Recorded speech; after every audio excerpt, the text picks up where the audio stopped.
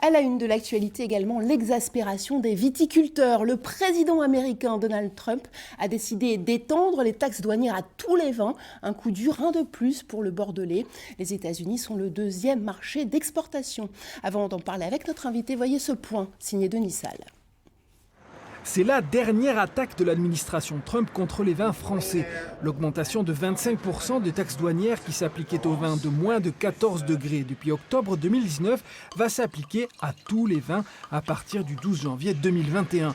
Les producteurs français victimes collatérales d'une guerre franco-américaine autour des géants de l'aviation Airbus et Boeing. Un coup de massue pour la filière viticole qui a déjà vu le marché américain s'effondrer l'an dernier.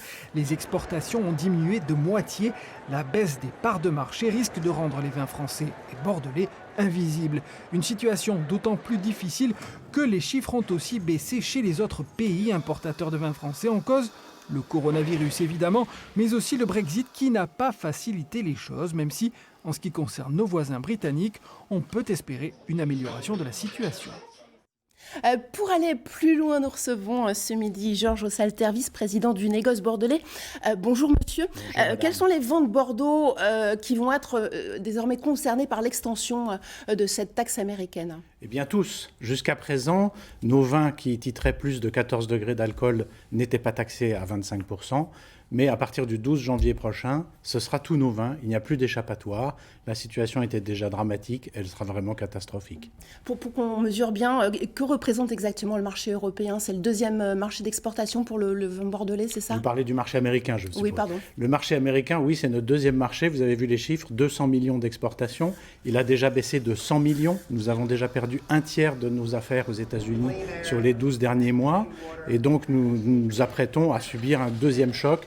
Et ça sera probablement aussi grave. Et c'est d'autant plus ennuyeux que c'est un marché rémunérateur qui achète les vins les plus haut de gamme, les plus profitables pour nos vignerons. Il y a eu la pandémie aussi qui a donné un coup dur aussi au vin bordelais. Concrètement aujourd'hui, quelle est votre marge de manœuvre ? Est-ce que vous pouvez absorber 25% de surcoût ? Non, nous ne pouvons pas. Pour absorber ces 25%, il faudrait qu'on baisse le prix de nos vins de 33% pour compenser cette taxe. Évidemment, c'est inabordable. Nous ne pouvons pas le faire. Donc, nous allons subir les conséquences. Cela fait plus d'un an que nous demandons au gouvernement de compenser ce préjudice dont nous ne sommes pas responsables, puisque cela vient d'un conflit concernant l'aéronautique. Mais nous ne sommes pas entendus. Et donc, nous n'avons aucune aide pour le moment. Et c'est notre filière qui est en train d'être détruite, des parts de marché perdues, qui seront extrêmement coûteuses à rattraper dans un marché très concurrentiel et très changeant comme celui des États-Unis. Et un marché qui va aussi devoir absorber le Brexit. Alors on le sait, l'accord est plutôt favorable, mais il va y avoir des lourdeurs administratives. C'est un frein de plus ? C'est un frein de plus, voilà.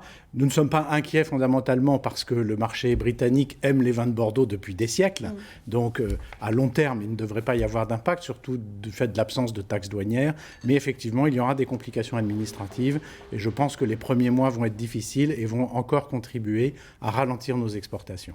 Merci beaucoup Georges Salter d'avoir accepté notre invitation ce midi. Merci. Je rappelle que vous êtes vice-président du négoce bordelais. Merci à vous.